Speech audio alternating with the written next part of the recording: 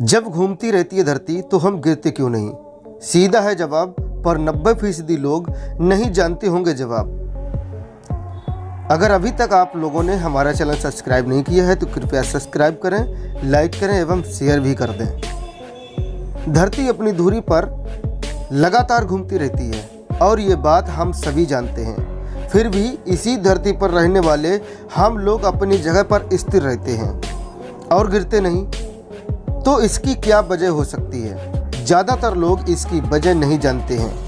हम जिस धरती पर रहते हैं उसके बारे में हमें बहुत कुछ पता है। इसकी खूबसूरती और हरी भरी वादियों के अलावा यहाँ मौजूद एक से बढ़कर एक चीज़ें ऐसी हैं जिसके रहस्य के बारे में हमें आम तौर पर पता नहीं होता।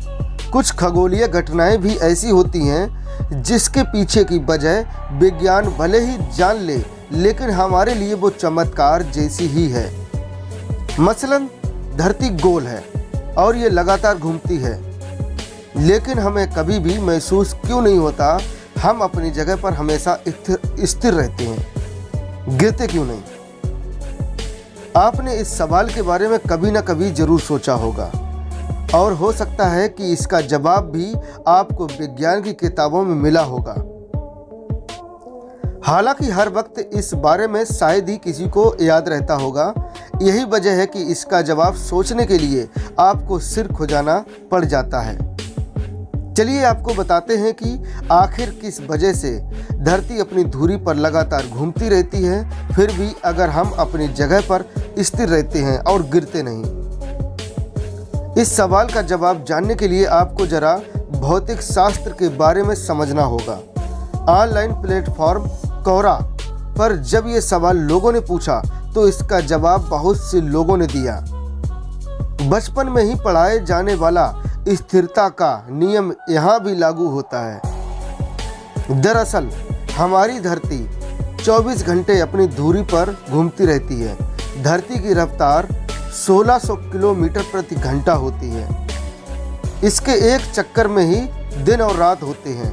हम इसे महसूस नहीं कर पाते क्योंकि धरती के साथ साथ उसी रफ्तार से हम भी घूम रहे होते हैं।